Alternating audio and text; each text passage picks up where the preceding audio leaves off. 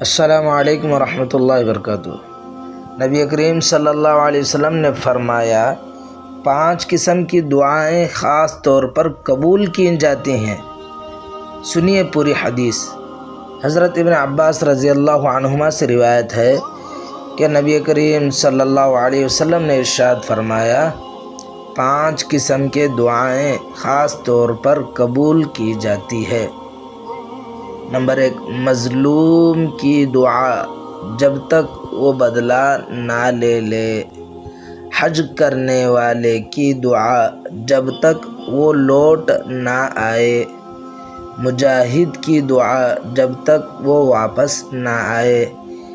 بیمار کی دعا جب تک وہ صحت یاب نہ ہو، اور ایک بھائی کی دوسرے بھائی کے لیے پیٹھ پیچھے دعا۔ پھر نبی کریم صلی اللہ علیہ وسلم نے ارشاد فرمایا، اور ان دعاؤں میں سب سے جلدی قبول ہونے والی وہ دعا ہے جو اپنے کسی بھائی کے لیے اس کے پیٹھ پیچھے کی جائے۔ اس حدیث پر عمل کرے اور ثواب کی نیت سے آگے شیئر کرے۔